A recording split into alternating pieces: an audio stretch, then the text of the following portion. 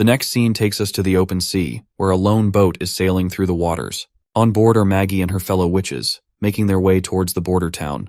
Maggie seems to be having a blast as a seagull, and the boat's captain is blown away by Maggie's ability to transform into different birds. He's especially surprised that she can also inherit each bird's skills, like how seagulls can navigate the sea effortlessly and even detect storms. Sylvie, a charming witch with green silky hair, agrees and notes that without Maggie's help, they wouldn't have had the courage to take a new route around the endless cape and dock south of Grey Castle. That's when the captain bursts out laughing, saying that even though Maggie looks exactly like a seagull, he can still tell her apart by the shape of her body. Sylvie raises an eyebrow and notes that she never noticed it, because she claims that she tends to observe things more directly. Well, considering she's one of the witches who can see through fake identities, lies, and all that stuff, it's obvious she does not distinguish between people through their body features. Sylvie then glances at the ship's crew and notices that they look exhausted, so she politely asks the captain to switch their shifts. The captain is amazed that she can pick up on such subtle details. It seems nothing escapes the sharp eyes of Sylvie. As the captain rushes over to get his crew to stop slacking off, Sylvie's mind drifts back to the last conversation she had with Princess Tilly. Tilly had told her that their trip to the border town wouldn't just be about connecting with their sisters and offering help. Sylvie also had a task to uncover Roland Wimbledon's true identity. If there was anything suspicious about him, Tilly had ordered Sylvie to work with the Witch Union to expose his true self. Right now, Sylvie's worried that in the worst-case scenario, the Witch Union might not cooperate with her. They could end up imprisoning her and her crew just to keep Roland's false identity under wraps. She notices other witches goofing around on the ship. Even though everyone seems happy, Sylvie can't shake the feeling that things might not be as easy as they appear. We also spot Molly, who's having a blast and is excited that they're almost at their destination. On the other hand, a little witch with 2 ponytails looks miserable. She can hardly believe they've been swaying on this boat for a week and is amazed she's still holding on. The captain reassures her, saying she'll feel better once they hit solid ground. He adds that he's never seen anyone die from seasickness before and tells her to hang in there. Ash then turns to the little girl and comforts her, saying that Maggie has already alerted everyone in the border town, so everyone should be here to pick them up soon. The little girl curiously asks if Ash and Molly aren't going to the border town, to which Ash explains that she and Molly just tagged along to ensure their safety at sea. After dropping them off, they'll head back immediately since Princess Tilly needs their help on the island as well. Ash warns the girls to stay away from Roland Wimbledon as much as possible. The little witch then curiously asks her senior why they should be afraid of him since he's just Princess Tilly's brother. Ash agrees he's her brother, but makes it clear that being royalty doesn't mean the prince isn't a creep who likes groping witches. While everyone's busy chatting about the prince, Sylvie notices something rising into the sky from the mountains, and she's absolutely shocked by what she sees. The crew's expressions are priceless as they wonder what kind of giant bird it could be. The little witches turn to their senior, asking if she's ever seen anything like it before. The senior admits that this is the first time she's come across something like this. As they approach, Sylvie's heart swells when she sees a welcome banner fluttering in the air. It's clear the Witch Union is greeting them warmly, and the banner's message clearly says, "Border Town welcomes everyone," which just leaves Sylvie momentarily speechless. When the ship finally reaches the shore, Wendy takes the opportunity to greet everyone warmly and welcome them into Border Town.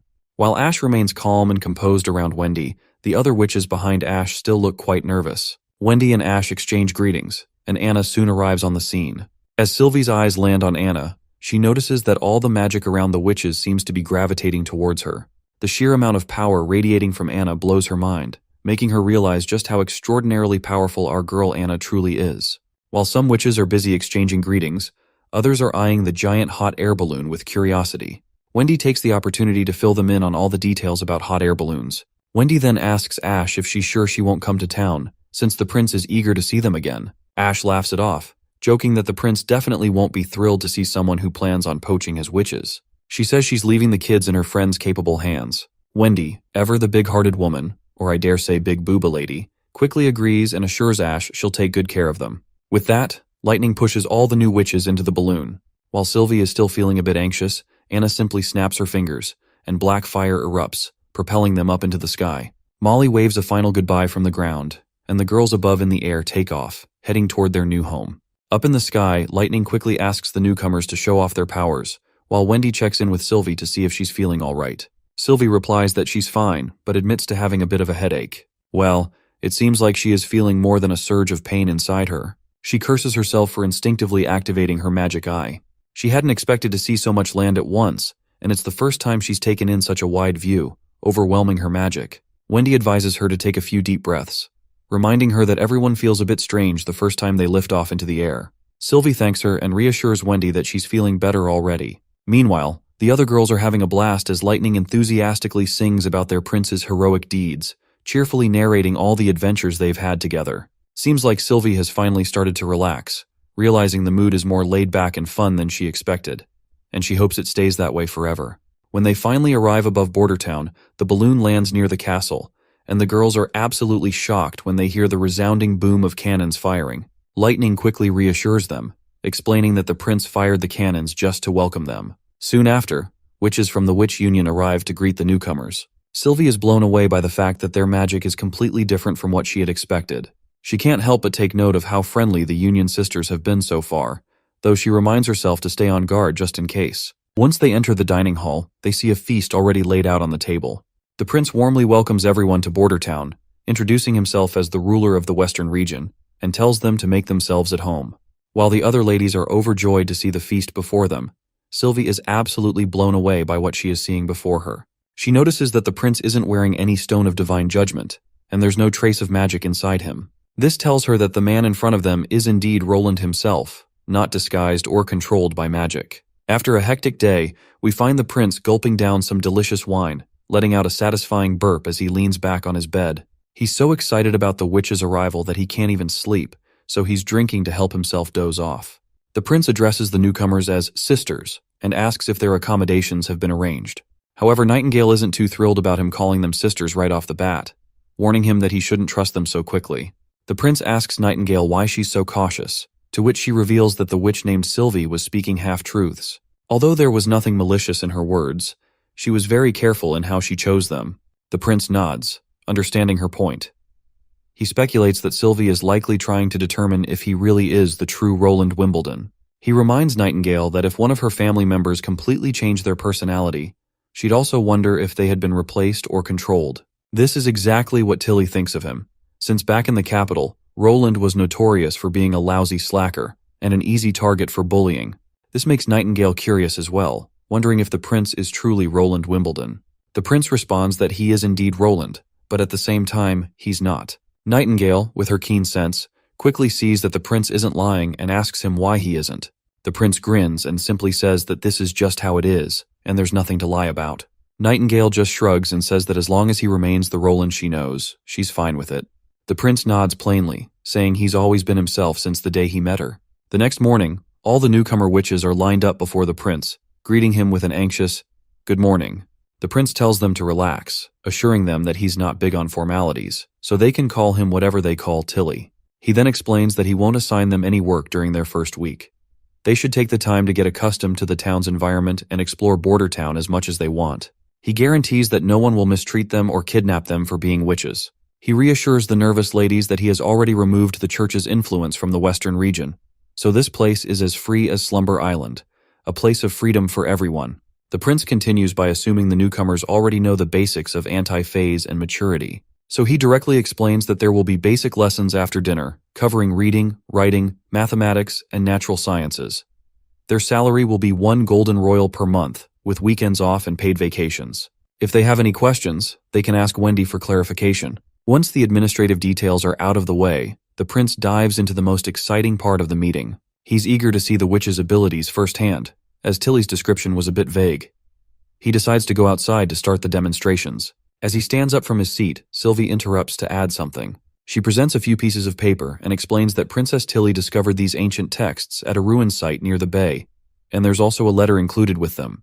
The prince starts reading the letter and quickly becomes anxious. As we already know, the letter reveals some serious and concerning information related to what Tilly encountered at the ancient ruins near the bay. Once Prince is done reading, Lady Scroll confirms that the text in the letters matches exactly with the book Kara retrieved from the Eastern Forest ruins. This revelation piques everyone's curiosity, including the prince's, who reflects on the details in the letter about the man-made island with unpredictable tides, the ancient telescope, and the stone door on the sheer cliff. He finds these elements incredible and is puzzled by the existence of such strange ruins at the bay. Lady Scroll agrees with Princess Tilly's assessment, pointing out that the ruins were created by the same people, given the consistent scripture and language. She's concerned about why the church would have built these structures and then abandoned them. Wendy adds that it's not just these ruins that are mysterious. Records older than 450 years have been wiped out. She's baffled about what might be hidden there, or why there's such a concerted effort to erase these historical records. The prince says that since Tilly's already been working on deciphering the texts, he's pretty sure she can crack them. To give her a hand, he'll tell her about the holy city of Tequila and send her some photos of the devils Soraya took, as those might help with the translation. He points out that keeping this info hidden is pointless, and it's better to be prepared and understand what's going on, which might even reveal some weaknesses of the church. Because if the church did not care about these ruins, they'd have buried their history even deeper. He also suggests checking out the stone tower in the misty forest again, where lightning once found a devil. Maybe there are more clues there. He adds that once the armies got their new weapons, they'll clear out the forest just in case there are any other devils hanging around. First up, the prince wants to test everyone's powers. They head out to the empty backyard where Lotus, the first witch, shows what she's got. She pulls a giant boulder out of the earth with ease. The prince is seriously impressed, noting that despite being around the same age as Nightingale, Lotus looks incredibly young, just like a freshly picked cucumber. Her abilities are super strong too. She can terraform within a 5-meter radius without breaking a sweat.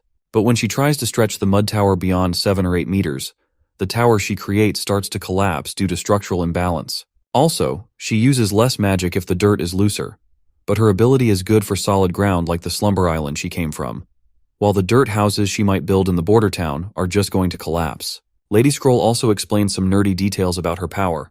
It's a summoning type, no extra frills, and she can terraform up to 5 meters. The stones of divine judgment hit her hard, but they don't affect anything she's already built. Next up is Honey, who just hit maturity last winter. Her main gig is animal subordination. She can tame any animal and make it follow her commands to the best of its ability. Her control lasts until the animal finishes its task, or she dissolves it herself. Plus, she's got this cool extra ability called Animal Messenger, where she can send animals off to find even more powerful ones to tame. The catch is that all her powers are affected by the stones of divine judgment, and the bigger the animal, the more magic it takes to tame it. Then there's Evelyn, who's about 25 or 26. She's got the wild talent of turning crude whiskey into all kinds of different alcohols, as long as she's tasted them before. She might help out with extracting ethanol, but serving a lady booze during the day is no-go. So, the prince will have to wait until dinner to get a taste of her magic. Next up is Sylvie, and the prince feels pretty uneasy around her. She has the power to see through anything within her range, even behind her back and through obstacles. Her vision is totally unobstructed, which is a bit unsettling for him. He's actually a bit envious of her ability. Imagine being able to see through clothes of any woman you want. Sylvie also has an additional ability similar to Nightingale's, where her magic can see accumulated and dissipate. Following Sylvie is Candle, who reached maturity during the last few months. Before, her powers were limited to candle lanterns, but now they're amplified. She can maintain a state of matter for a period of time. For example, if she casts her magic on an ice cube, it won't melt, even if you put it under the sun. Her power is enchanting in nature and requires direct contact with the target.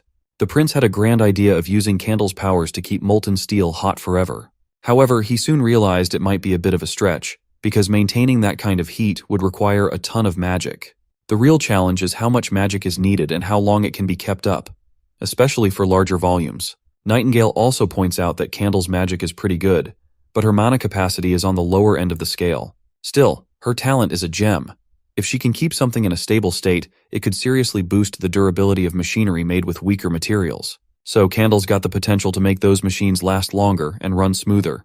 Once he's done examining, Nightingale asks if there are any witches the prince particularly likes. The prince replies that he thinks they're all quite good. Nightingale is shocked to hear that the prince is willing to clap all of them tonight, but he gives her a gentle bonk and explains that he's not trying to light up his night, but simply that their abilities are impressive. The prince then decides it's time to head back to the castle since the testing is over. He mentions that he has something he wants to give Nightingale after dinner. I wonder what it could be. Maybe his rod or something special. It seems like Nightingale is really looking forward to whatever the prince wants to give her tonight. When dinner time arrives, everyone enjoys a grand feast once again. What's most intriguing today is the prince's new invention, and Lightning and Maggie are eagerly anticipating what kind of ice cream or other creation he has come up with. The prince tells them that everyone will find out soon enough, but they should eat first. Nightingale feels a bit disappointed that the surprise isn't just for her, but rather something the prince has prepared for everyone. Meanwhile, the new witches are fascinated by the chopsticks. Lady Scroll explains that the prince often invents new and interesting things like perfumes, chopsticks, and ice cream, and he tests them on a witch before officially manufacturing and marketing them. The new witches fondly recall the luxurious experience of bathing with soap they had a while ago in the castle, a treat typically reserved for nobility. They can hardly believe they're living a life that rivals even that of kings, given all the amenities they're enjoying. As the witches get cozy and start feeling at home, we're skipping ahead to the end of dinner, where the prince finally grabs everyone's attention and decides to reveal what he's made.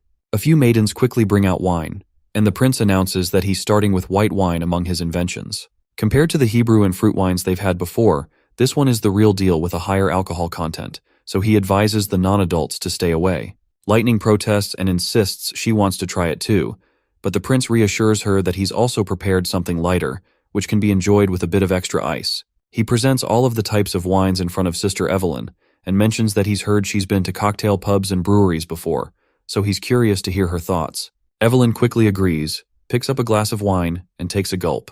As soon as the wine hits her belly, she feels a slight burn in her throat, but the apple juice helps flush it out. She finds herself pleasantly surprised by the blend of floral and fruity notes in her mouth, which makes it a unique taste she's never experienced before. Next, she tries the second cup. This one has a mix of milk and honey or sugar, creating a sweetness that complements the wine perfectly.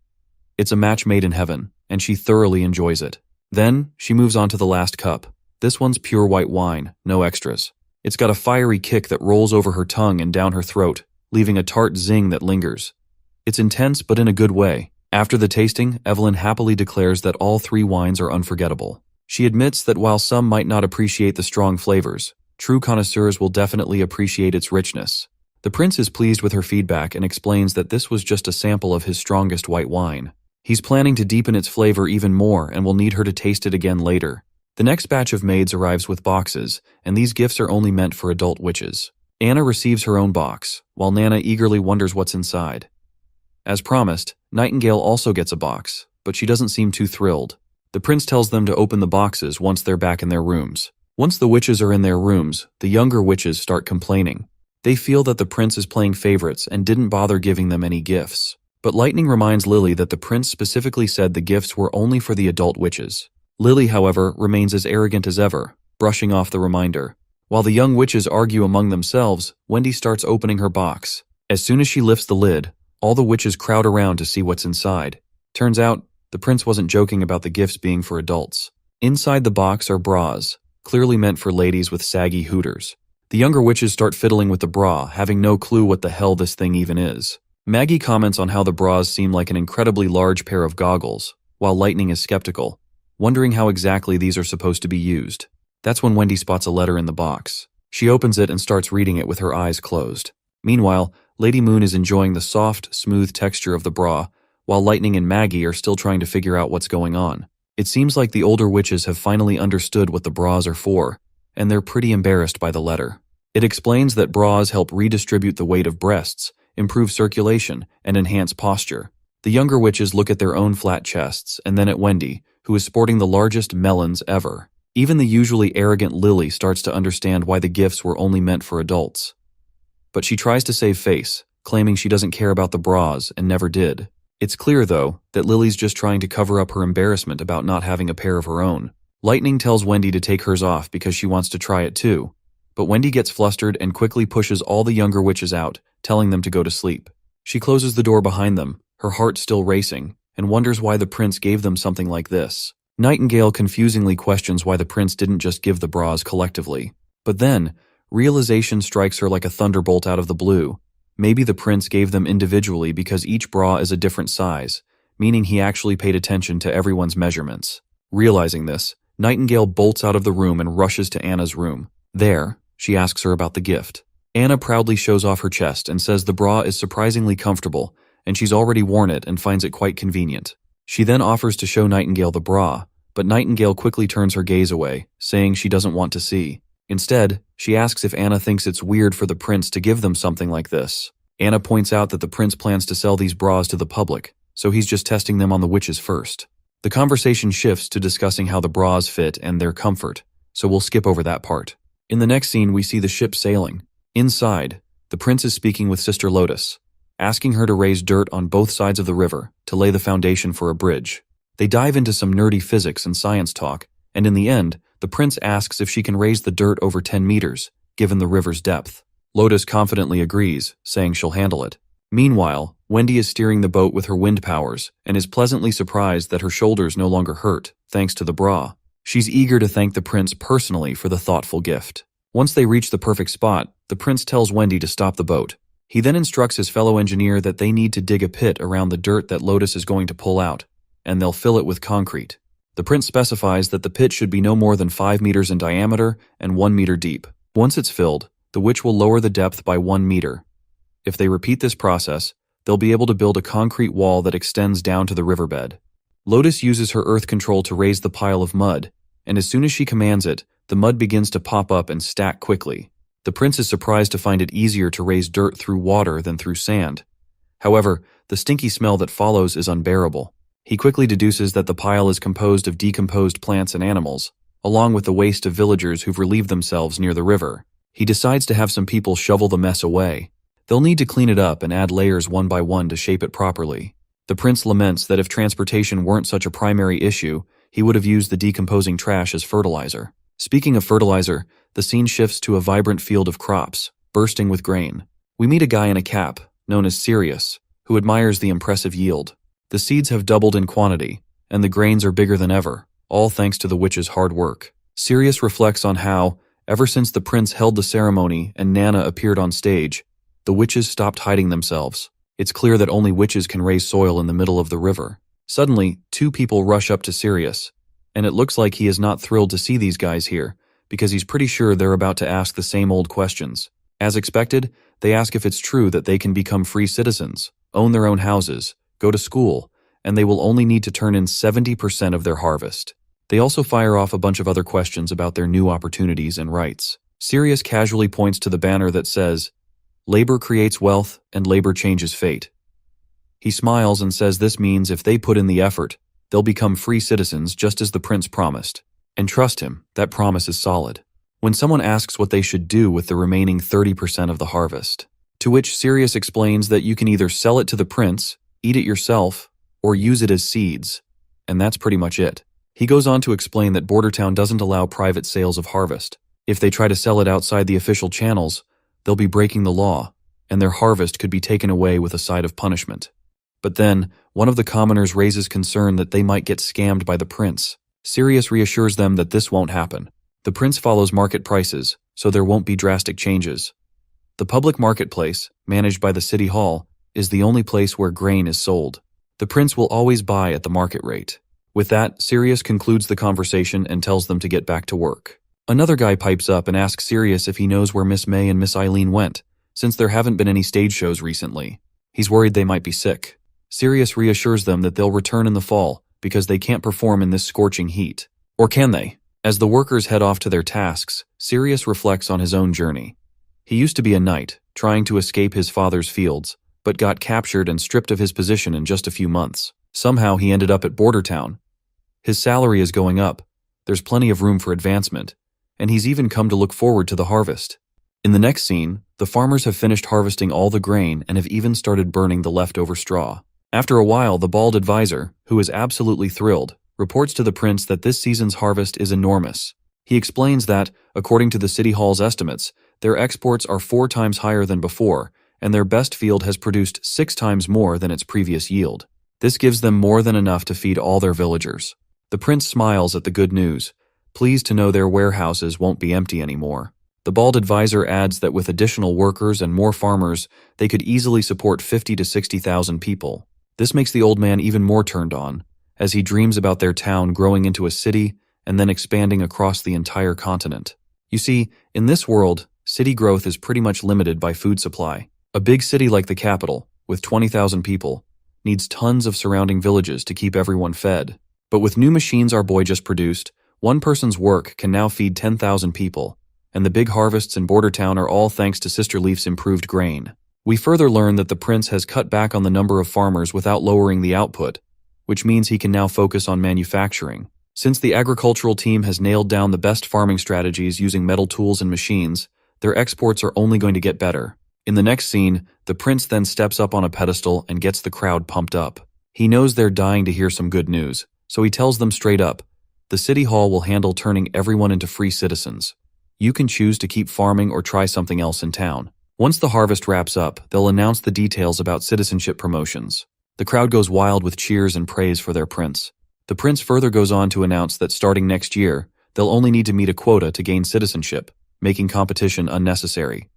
Basically, if you work hard, you can shed your identity as an indentured worker. As he said before, hard work creates wealth and labor changes your destiny. He hopes for a day when Border Town is free of indentured workers and everyone is a free citizen. The whole crowd erupts in excitement, swinging their praises for the prince. The scene then shifts to somewhere unknown, where we see Timothy, a wannabe king, after a long time. He's lounging in an office room, reclining back in his chair and bizarrely sniffing the wooden table. By the smell, Timothy can tell the table is made of cerulean wood. He's surprised to find that her sister still prefers materials from Blizzard Peak, which means his sister definitely not feminine at all. A creepy smile spreads across his face, which soon turns into maniacal laughter as he gloats about having outdone his sister, Garcia. Timothy reveals that in just half a month, he's methodically taken over the Sand Nation people she left in Clearwater Port. He's confident that she's lost her grip on the southern region, and he's feeling pretty smug, knowing that the Queen of Clearwater is now history and the southern region is back under his control. Just as Timothy is savoring his triumph, one of his knights barges in. Timothy tells him he'll be heading back to the capital the next morning. The knight will handle everyone else, except for Timothy's personal guards and the capital's night squad.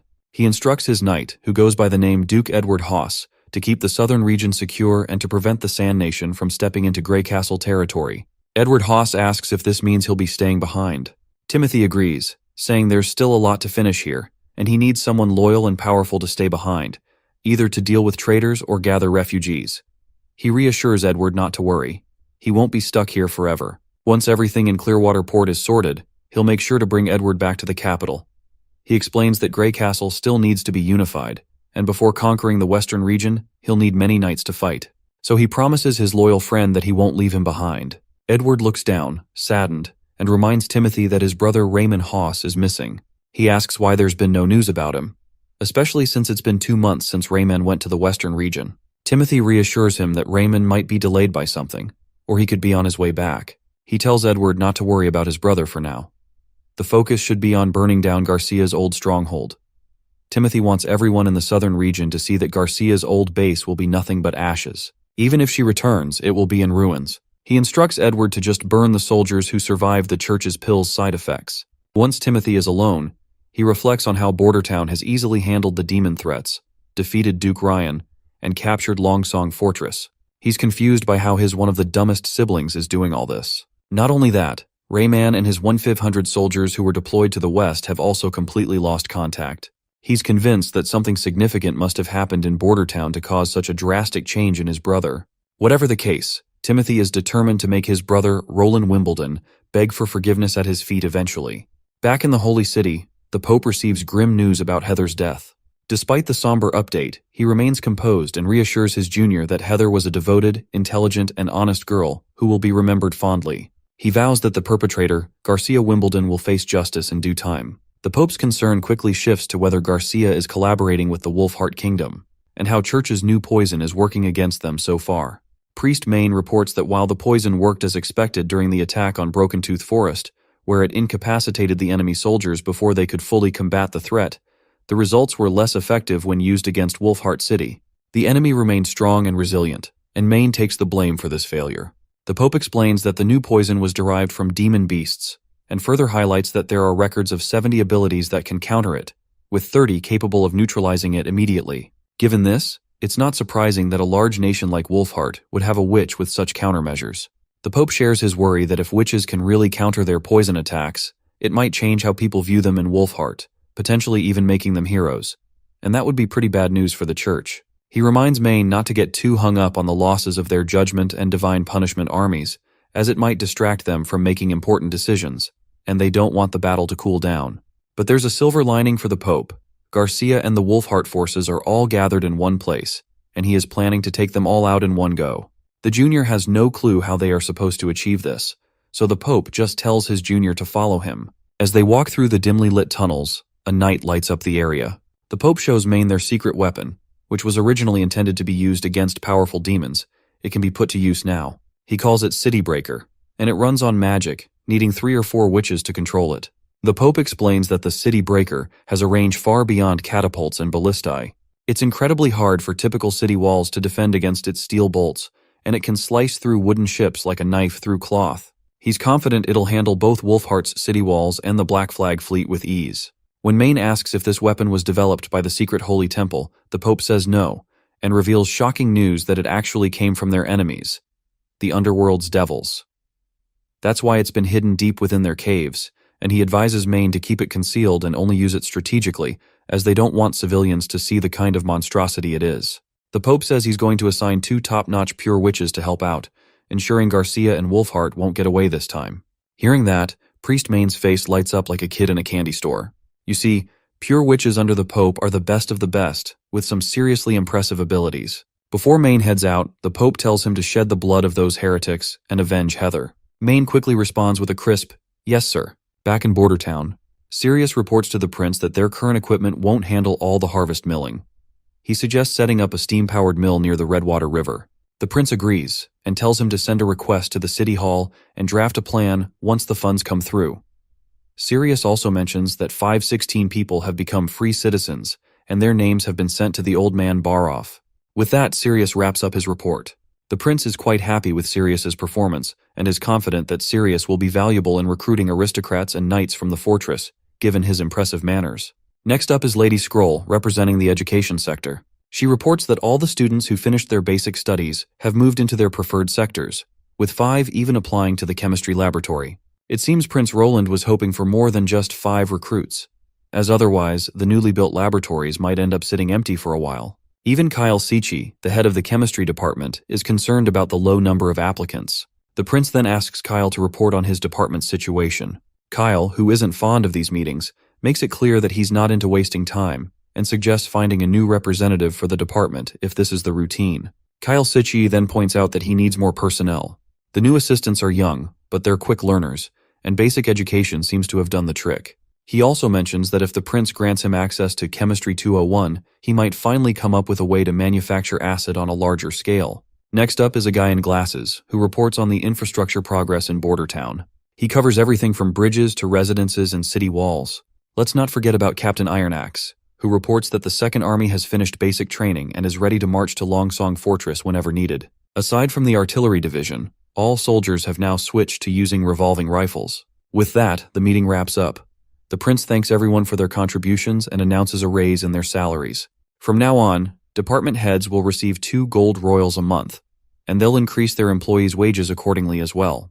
The prince finally announces the highlight of the day, his plan to expand Bordertown into a real city. He's talking about a massive transformation that will stretch the city west to the Badlands, east to Longsong Fortress, and south to the sea. The surrounding mountains will serve as their natural walls, making the city larger than the capital or any city in all 4 kingdoms. He emphasizes that all it will take is hard work and preparation to turn Bordertown into a metropolitan marvel that will outshine all others. Once everyone has left, the old man Baroff raises a concern.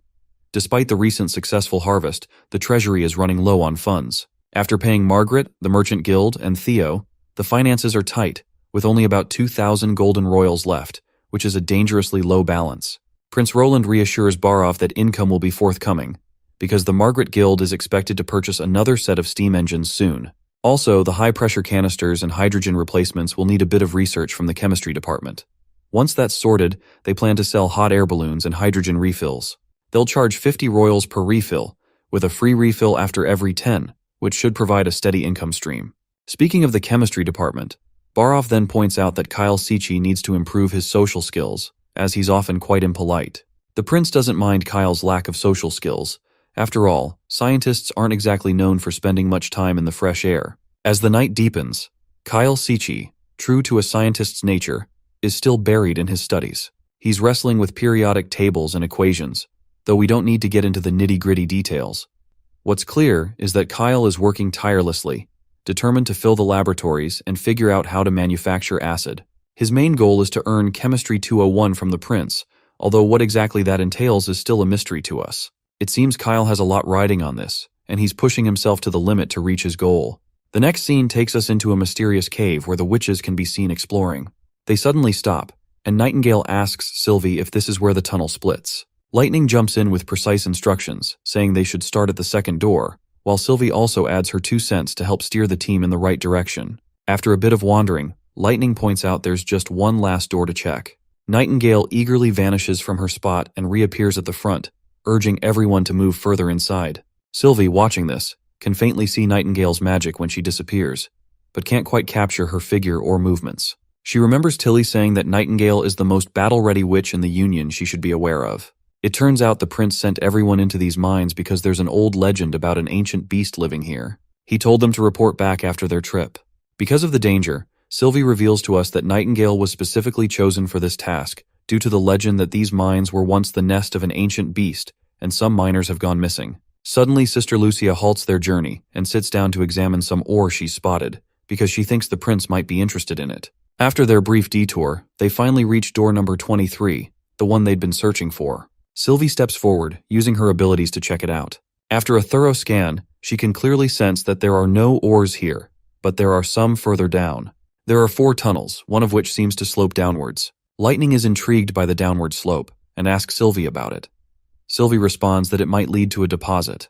She also seems a bit exhausted, probably from using up her magic. Nightingale then points out that they'll never know unless they investigate further. So eventually, they reach the downward slope, which drops steeply from where they're standing. Nightingale comments that it looks pretty deep, and Lucia, feeling uneasy, mentions that she feels like someone's watching her and suggests they should hurry back once they complete their investigation. Sylvie scans the area once more and notes that there aren't any ores around, so they should probably leave. But then she notices something odd. When she tries to scan the middle path, she can't see anything. Lightning asks what that means, and if Sylvie is just tired from using her magic. Sylvie explains that she's not running out of magic, but rather something seems to be blocking her vision. Nightingale decides to check it out herself and tells the other girls to stay back. However, Sylvie quickly stops her, saying that something could be causing this effect, and going in could be dangerous. Nightingale asks what she means, and Sylvie explains that it seems like there are stones of divine judgment involved. These stones appear to be underground and stretch throughout the area. In the next scene, we see the prince arrive at the underground location with his trusted partners and is utterly awestruck by the sheer magnificence of the giant crystal before him. He turns to his knight and asks if they built the staircase. Knight Carter responds that they did not. It was already here when the First Army discovered this place. He believes it has been here for decades, possibly even centuries. Sister Lightning agrees somewhat, noting that Border Town was established around 70 years ago, so it's unlikely the staircase is related to the town's villagers or the kingdom. Carter adds that Grey Castle didn't even exist 100 years ago, so it seems implausible that anyone from centuries ago could have built it. The prince then reminds them that they do know of a group of people who lived 450 years ago and were forgotten. As the prince takes a closer look at the crystal, he remembers that glowing rocks usually have radioactive or fluorescent properties. But this stone of divine judgment doesn't seem to fit either category. If it were radioactive, the soldiers from the First Army would have been toast within minutes. And it can't be fluorescent since there are no light sources in the cave. Plus, even though these crystals act like prisms, they don't have any of the usual crystalline patterns, so he's totally baffled about how they even got here. Knight Carter is blown away, pointing out that a stone of divine judgment the size of a thumb would be worth a fortune, but something this massive could bankrupt all 4 kingdoms. Nightingale isn't thrilled with Carter's line of thinking, though. She gives him a stern look and asks if he's seriously considering handing it over to the elite just so they can use it to torture witches. Meanwhile, Lightning is fascinated by these crystals. They're the first stones of this color she's ever seen, and if they could bring one back, they wouldn't need candles anymore. But Nightingale reminds everyone that, as intriguing as the crystals might be, they're really just shackles for witches. Still, Lightning wants to take a small piece of the stone as a trophy from her exploration. The prince gives her the green light to go ahead, as long as she isn't too dismayed by it. With that, Lightning tries to crack the stone with a rock, but it doesn't even leave a scratch. Even Knight Carter is surprised because, as far as he knows, divine stones of judgment are supposed to be fragile. Lightning then starts hitting the crystal from different angles, but the result is the same. No scratches, no cracks, nothing. That's when the prince tells Nightingale to give it a try. She bombards the crystal with bullets, but it remains just as shiny and undamaged as ever. The prince is intrigued that even revolvers can't make a dent in the crystal. Carter wonders aloud how the church managed to break it down for sale if it's this tough to crack. Nightingale then points out that these stones should be pulverized with the slightest strength. Anna also chimes in with some info of her own, asking our boy if he still remembers the treasure map. She explains that one of the maps actually points to this location, not the northern mines. The prince is also shocked by this news, realizing that this cave holds a significant amount of these stones, which makes it a part of the treasure place. Once they're back in the office, the prince studies everything with Lady Scroll. He points out that it matches what he remembers, and the southernmost point does indeed align with the northern mines. Lady Scroll adds that if Anna is correct, this map could be one the church left behind while searching for new veins of stones. She's curious about why they would abandon everything after excavating it and building the stairs. The prince reveals that given the high value of stones of divine judgment, this cave certainly doesn't seem like something they'd leave behind. Since they can't go to the city of Tequila right now, he wonders if the answers might only be found when they visit the stone towers. I'm not entirely sure what is going on, but let's hope to soon connect the dots when we further dive into the story. As night falls over Border Town, the new witches chat during their study class. Evelyn asks Sister Candle if the prince assigned her any tasks. Candle nods and explains that he did give her a task. She says he asked her to use her powers on some metallic lumps to keep them solid at room temperature, but she's not sure what he plans to do with them.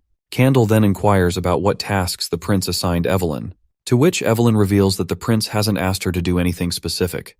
She's free to learn whatever she wants. Sometimes he does ask her to sample new booze, and she's given suggestions like adding water or fruit juice, but the prince seems focused on making the strongest alcohol possible. That's when the little girl mentions that the prince must have a reason for his request. But before she can elaborate, their teacher, Lady Scroll, walks in. Lady Scroll breaks the news that they won't be learning any new material today. Lightning's face lights up, excitedly asking if they're going outside, or maybe tasting some new food. Lady Scroll just smirks and shatters their hopes by announcing that she'll be giving them an exam on everything they've learned. Everyone looks confused to hear this, and wonders what this exam thing is all about. Lady Scroll explains that, after 3 months of studying, the prince thinks it's time to check their progress. They'll tackle problems in 3 subjects: language, mathematics, and natural sciences. She adds that they'll need to answer the questions on their own and can't get any help during the exam. Everyone's faces fall at the shocking news, but Lady Scroll isn't done dropping bombs yet. She announces that the prince has explicitly stated that only those who answer more than half of the questions correctly will get to enjoy ice cream during the weekend afternoons, and those who score below half will lose their tea privileges. That last line leaves Nightingale completely boggled. As a fan of afternoon teas, she's pretty sure she's in trouble. Lady Scroll adds that witches from Slumber Island are exempt from this exam and can either stay and finish or take the day off. No matter their score, they won't lose any privileges. The new witches finally breathe a sigh of relief, realizing they're not completely screwed after all. Candle turns to her friend Evelyn and asks if she's going to stay for the exam. Evelyn nods and explains that taking the exam is a good opportunity to learn. She wants to advance her abilities by gaining more knowledge, and she's been practicing her writing after class with help from Lily and Moon. She figures it's worth the effort to avoid falling behind. Hearing this, the little witch decides to join her for the exam as well. Shortly after, the exam is conducted, and the answer sheets from all the witches are sent to the prince. The prince thanks Lady Scroll for her help, and as he reviews the answer sheets, he's fascinated to find that Nightingale has passed. Well, it seems like the prince is a bit disappointed that Nightingale passed because if she had failed, he was planning to discourage her from eating more sweets during afternoon tea. Nightingale quickly catches on and starts pinching his shoulder, practically telling him not to even think about it.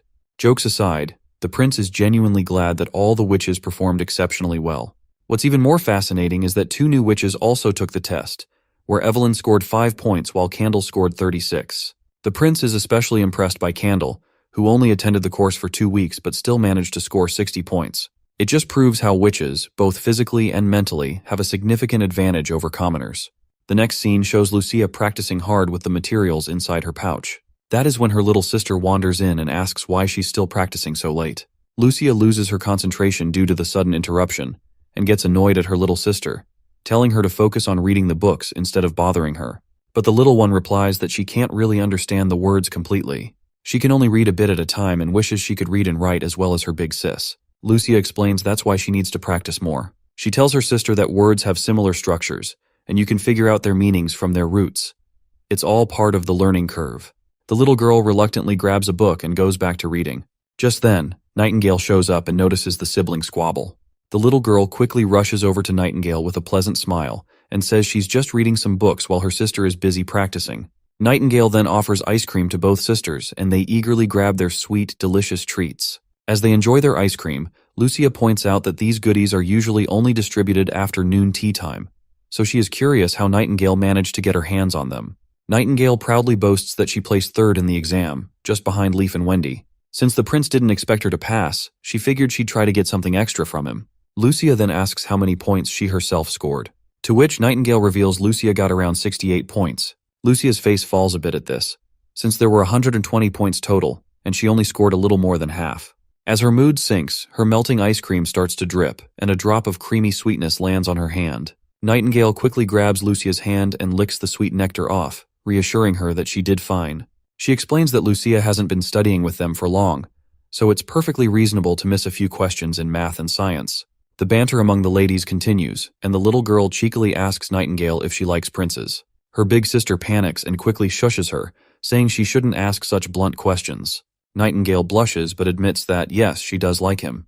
The scene shifts to Roland's office, where Lucia presents the ore samples she collected from the northern mine. The prince thanks her for her help, and Lucia says it's all worth it if she can be even a little bit helpful to him. As the prince examines the ores, Lucia's thoughts drift back to Nightingale's confession. She admits to herself that she doesn't really understand romance or whatever it is, but the idea of a witch being interested in the prince seems impossible to her. She thinks it's best if witches keep their feelings to themselves and not let others know. Meanwhile, the prince finishes examining the ore and tells Lucia that he'll have Sishi take a look at it. He suggests that Lucia keep practicing her abilities at the mines and to ask Anna if she needs any help with anything. Lucia feels a bit confused that even the prince can't identify the ores. But then, the prince calls her name, and she perks up at the sudden attention. The prince congratulates her on passing the exam and reveals that she placed 9th with 68 points. He acknowledges that it's impressive to perform well after only studying with everyone for a month and encourages her to keep up the good work. Lucia brightens at the praise and agrees with a big smile, feeling more motivated and happy about her progress. After a while, the prince lets out a sigh, feeling disappointed that he couldn't identify the ores in the mine even after purifying them. He realizes there's still a huge gap between engineering and geology, and wonders if he should leave it to the alchemist, as chemical experiments are more reliable than observing things with the naked eye. Also, he does not have any time to stress anything, since it's already time he starts planning countermeasures for the months of demons. Suddenly, a reporter rushes into the office with an urgent report. There's a secret letter from the capital. The prince asks who sent it, and the reporter says there's no signature. The prince opens the letter and sees that it's unsigned and written in an unrecognizable handwriting. It doesn't take him long to deduce that this secret letter must be from Theo, who has done a good job hiding his identity. As the prince squints at the text, he reads that an army of 1,000 strong has left the capital and is heading towards the western region. The next scene opens to the resounding claps and cheers from the audience, celebrating the stellar performance of the stage actors. In the background, a newcomer asks Lady May if she performed really well. Lady May acknowledges that she has indeed improved a lot. Another little girl chimes in, hoping for some encouraging words from her senior as well. However, Lady May breaks her junior's heart by dropping the bombshell that she's still far behind and needs to work on her emotions. Another stage worker points out that Lady May seems pretty strict, especially since the audience enjoyed their performance so much. The senior reminds the stage worker that many of these audience members are commoners who've never experienced theater before, so it's a new experience for them. She adds that if their audience were elite members, their stage mistakes would have gotten them into serious trouble. Suddenly, another actor makes her entrance without missing a beat. She immediately begins berating Lady May and her crew, labeling them as third-rate actors performing in a rundown place like Border Town. Lady May's student is visibly annoyed by this, but the arrogant woman, known as Bella Dean, mocks them further. She questions if they even know their place and makes it clear that none of them are suited for a big city like Longsong Fortress. She emphasizes that the Longsong Theater doesn't welcome third-rate actors. She even sneers at their play, The Diary of a Witch, dismissing it as terrible and unworthy of attention. She continues her rant, accusing Lady May of causing a drop in the theater's revenue due to performing in such a filthy town. According to her, no noble would want to watch shows from a theater that also performs for commoners without charging any price, and these commoners are nothing more than monkeys in her eyes. But Lady May isn't having any of it. She shoots back, making it clear that Bella's being arrogant and clueless. She points out that the theater manager has a deal with Prince Roland and Ambassador Petrov, who are in charge of Longsong Fortress. She assures Bella that any revenue lost will be covered by Border Town. She further tells Bella to get a grip and stop running around like a headless chicken, because this is a business deal after all. And as for reputation, Lady May proudly adds that only second-rate actresses would worry about losing theirs. Back when she performed in the capital, the elite couldn't get enough of her shows. Lastly, she drops the bombshell that The Diary of a Witch was written by Prince Roland himself. So, by trash-talking the play, Bella is not just dissing some random script, She's showing contempt for royalty, which, by the way, is punishable by law. But Bella continues her rant, which eventually leads to a sharp slap across her face from Lady May. After delivering the slap, Lady May takes a deep breath, letting out the frustration that had been bubbling inside her. Miss Bella's lackeys quietly warn May that she's crossed the line by slapping her fellow actress. They remind her that an actress's face is her most valuable asset, and she can't just go around slapping people. Although Lady May inwardly admits that she acted on impulse, she still has no intention of apologizing to this trashy woman. She also recalls her time with Prince Carter, noting how men may seem all muscular and strong, but their weaknesses are in their eyes and throats. If it comes down to dealing with these lackeys, she's confident she could drop them with a single kick. So she doesn't falter and steps up to confront them. But just then, Prince Carter shows up. He announces that he's here to arrest anyone who insulted Prince Roland or schemed against his theater crew. Bella and her two lackeys are shocked to see the prince's knight, and Bella is pretty sure they're screwed since she was the one who belittled the prince's play. Later that night, Knight Carter and Lady May have a great time together, chatting and enjoying each other's company. But we are not interested in their lovey-dovey shit, so let's jump ahead 2 days. Inside the castle of Bordertown, representatives from the 5 families have gathered from around the western region. Prince Roland reveals that he has received reliable intel indicating that Timothy has sent soldiers to Longsong Fortress. Their numbers are unclear, but there's no doubt they're coming for Bordertown. He explains that Timothy's typical strategy involves kidnapping commoners to bolster his forces, then making them eat the church's drug. This drug, known as the Evil Crimson Pill, grants commoners strength even greater than that of knights, but its side effects are fatal and irreversible. Timothy plans to weaken the Western region's power by turning anyone useless to him into drugged berserkers, making everyone here in danger. As the leader of the Western region, Prince Roland instructs all the representatives to mobilize their personnel into the fortress. By doing so, Timothy won't be able to strengthen his forces. One of the members raises a concern, pointing out that they don't have enough food and supplies to sustain such a move. But Prince Roland makes it clear that they'll have to bring everything they can, and they only have 3 days to do that. Every commoner must be transported to the city, and once Timothy's soldiers are defeated, they can return home. All the representatives kneel in respect, and once they're gone, Prince Roland turns to his army captain, Iron Axe, and explains that this army is different from the last one they faced. Timothy's soldiers are currently sailing down the Redwater River, planning to infiltrate through Willowtown. He explains that this route is especially tricky because once they pass the river fork, they'll have the option to attack the fortress's south and east gates, or continue west to lay siege on Bordertown. To avoid spreading their troops too thin, Prince Roland emphasizes that they need to focus their best soldiers on ambushing the enemy at the Redwater River Fork, as it's the most strategic point for a successful defense. He further explains that Lightning and Maggie will keep an eye on the enemy's movements, so they don't need to station extra soldiers for defense.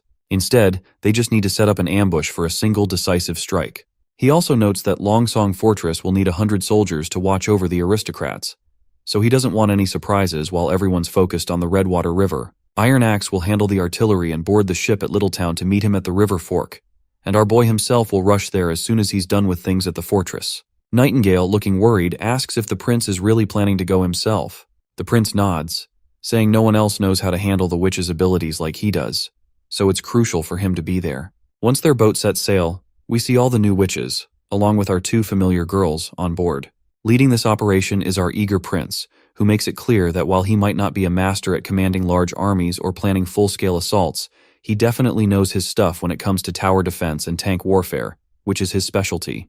The camps are set up near the river, and just as the prince is about to drop some knowledge on what tanks actually are, Nightingale chimes in, saying she gets the idea of trenches and towers, but has no clue what in the world a tank is. That's when our boy explains that tanks are like carriages with cannons mounted on them, even sketching out a rough drawing in the sand for everyone to see. But then he admits they don't have enough horses, and the cannons also need to be transported with the ships as well. So the prince concedes that what they have isn't really a tank. But he suggests that if they don't have enough horses, Honey could tame some tigers or cougars to pull the cannons instead. Nana then asks if cannons pulled by tigers still count as tanks. The prince, with a grin, proudly says yes and even suggests they could call them tiger tanks or leopard tanks. That's when Lotus speaks up, asking the prince what her role will be in the battle against the fake King Timothy. The prince explains that they need to set up 2 perimeters on either side of the river. He draws a line in the sand to show the enemy's route and points out where their troops will be stationed on both riverbanks. The plan is to launch a surprise pincer attack, and to hide everyone, they'll need to build dirt structures in a V shape along the banks. These structures should be long with sturdy walls, and each will have 8 rooms with one small window facing the river. Lotus appears to be still confused, and says that while they can hide their troops in the mud houses, they won't be able to attack the enemy's ships. If the ships don't stop or dock, they might just sail past. The prince reassures her, saying she doesn't need to worry about that. He explains they've got all sorts of long-range weapons for dealing with the ships. He also mentions that Leaf will use wild grass and vines to camouflage their setup. The prince can almost hear the victory music playing in his head. It's just a matter of time before Wendy transports all 16 cannons into the mud houses they're about to build. With that firepower, no matter how many ships Timothy has, they'll be at a serious disadvantage against his attack. The enemy won't stand a chance. The next day, a knight starts barking orders for all soldiers to get ready for the attack. Hearing the command, the soldiers quickly scramble into the bunkers, which are completely camouflaged under a thick layer of grass, thanks to Lady Leaf's work. Inside the bunkers, the soldiers start prepping their cannons, and they can't stop singing the praises of the witches. They're amazed at how the witches built huge structures overnight and instantly summoned grass and vines. They're even hearing rumors about one witch who can turn into a giant pigeon. The soldiers can't believe how these extraordinary abilities surpass anything mere mortals can do. Just as the soldiers are chatting and having a good time, someone reports that enemies are closing in. The soldiers rush to load the cannons, ready to spring into action at Miss Lightning's signal. The ships are definitely getting closer, and Sylvie confirms they're almost at the ambush point. Lotus is a bit anxious as the boats appear on the horizon, and the prince has not yet made a move. But then bam! The ships are hit from all sides by a barrage of cannon fire. Lotus is completely blown away by the sudden and intense bombardment. The soldiers on the ships are completely helpless, dropping like flies under the relentless cannon fire. Lotus is still trying to wrap her head around what's happening, her mind spinning trying to understand how they're pulling this off. With people crying for help and blood everywhere, Sylvie quickly starts feeling queasy from the chaos. Lotus rushes to check on her friend, while the prince, observing the carnage, advises Sylvie to take a break. He offers her a handkerchief, which she accepts gratefully. Sylvie notes that these weapons are probably the incredible invention she had heard rumors about. She hadn't taken it too seriously at the time, but now she can't deny the power of such a weapon. Suddenly, the surviving knights from the ships scramble onto the solid ground, raising their swords and charging at the beach flanks. But let's be real, these knights are marching straight into their doom. Our soldiers, ready and waiting in the bunkers, start hammering the knights with gunfire. The enemy quickly realizes they've been ambushed and scrambles back to their ships, beginning their retreat in a hurry. Meanwhile, the prince watches the whole thing through his telescope. He tells Iron Axe that it's time to finish cleaning up the rest. If any of the chief knights are still alive, he wants them taken prisoner for questioning. He also instructs Sylvie to go with Iron Axe to keep an eye on the enemy soldiers, making sure no one gets away. The charming witch Sylvie quickly agrees to the prince's instructions. She now understands why the prince is so confident in publicly sheltering the witches. With such powerful military capabilities, even the church's divine punishment army might struggle to overcome him. If Princess Tilly could wield such formidable weapons, she might not need to hide anymore, and the enemy could find it nearly impossible to launch a successful assault. Iron Axe finally returns from his mission and reports back. He's managed to capture only 2 knights. The first introduces himself as Duke Snake and immediately begs the prince to allow him to send a message to his family, promising a huge ransom in return. The second knight introduces himself as Edward Shield from the Shield family in the northern region, and he too claims that his family is willing to pay a ransom for his release. With a terrifying tone, the prince asks them if these 2 are the ones who launched this attack. Duke Snake quickly speaks up, stating that their captain, Duke Vincent, was the one in charge, but he perished in the battle. He pleads with the prince to release their handcuffs, insisting that he wishes to be treated humanely before his ransom is arranged. The prince, however, makes it clear that he's not interested in a ransom. All he wants is the main goal of the attack and Timothy's next move. If they provide this information, he'll let them go. The 2 knights apologize and firmly state that they can't divulge any details. They've sworn loyalty to Timothy and refuse to betray their king. We can tell that the prince is really bothered by their response, so he simply turns on his heel and starts walking away. He tells Iron Axe that the fate of these knights is up to him, and makes it clear that he doesn't care what happens to them, as long as he gets the information he needs. Iron Axe quickly agrees, telling his soldiers to take the 2 knights away. Before they leave, the prince reminds the captain that once the interrogation is over, the 2 knights should be counted among the casualties. After all, they brought this on themselves by invading the western region and involving civilians in their mess. The next day in Border Town, the prince learns that the soldiers they defeated were just the first wave of Timothy's forces. Iron Axe confirms that this fits Timothy Wimbledon's strategy, revealing that Timothy is sending waves of refugee armies to attack the western region, using similar tactics to those employed at Clearwater Port. The prince asks if all the soldiers are civilians. Iron Axe replies that it's a mix. Some are criminals and troublemakers among the refugees. He explains that Timothy captures these people, makes false promises to pacify them, and then forces them to take the pills. This way, they fall entirely under Timothy's control, and Timothy needs more pills to keep them under his influence and manage their pain and desires. The prince feels a pang of sadness for those forced to take the pills, because the pills only offer a temporary reprieve, delaying an inevitable death, and he knows that even one pill means they're beyond saving. Iron Axe agrees, noting that Timothy never mentioned the pill's side effects to those people, and everyone was tricked into believing they'd receive status and rewards after fighting. Duke Vincent had underestimated the defenses of Border Town and thought that 1,000 drugged commoners would be enough to take down the Border Town. Iron Axe further reveals that Duke Snake spilled more details during the interrogation. Timothy had planned to split the commoners into groups to attack the town, while keeping an eye on their defenses. The prince makes it clear he won't let any enemy soldiers get away this time. Since Duke Snake was part of the first wave, he asks if they know anything about the next waves. Iron Axe shares that they didn't get many details about the second wave, but Duke Snake did mention it would be much larger than the first. The prince is disappointed to see Timothy squandering valuable lives as cannon fodder. It's hard to believe his brother could be so reckless with such a costly gamble. The prince then points out that once the Demons of Months arrive, the entire western region will be covered in snow. If they're going to attack, it needs to happen before winter hits. This means he plans to drag out the battle. Iron Axe asks if they should send a messenger. The prince thinks it won't be very effective. To make Timothy rethink his strategy, they'll need to cut his forces and show him that sending commoners into battle won't work against the western region. The prince spreads out the map and explains the urgency of their next moves. He explains that he was too slow and cautious in spreading news about the western region and recruiting more people. To cut off Timothy's options for gathering commoners for his forces, they need to recruit and interact with commoners, just as they did with the refugees in the capital. He emphasizes that the war-torn southern region is the most critical area to address next, followed by the northern region. He plans to release the prisoners to send a clear message, ensuring that Timothy's forces won't attempt another futile assault. Iron Axe raises a concern that releasing the captives would expose their strategies and weaponry. However, the prince reassures him that Timothy will remain in the dark about the specifics of their weapons' strength and manufacturing capabilities. The released captives will only reveal the extent of the weapon's power and not the intricate details of their operations. Additionally, these captives will carry a warning letter to Timothy, which will serve as both a strategic and psychological advantage. Iron Axe looks puzzled, so the prince clarifies his strategy. He plans to announce a specific date for a major offensive and then lay siege on the capital during that time. This will not involve the First Army, but rather an unexpected aerial assault by the witches. He explains that while the chance of actually killing Timothy is slim, the primary objective is to create a significant psychological impact.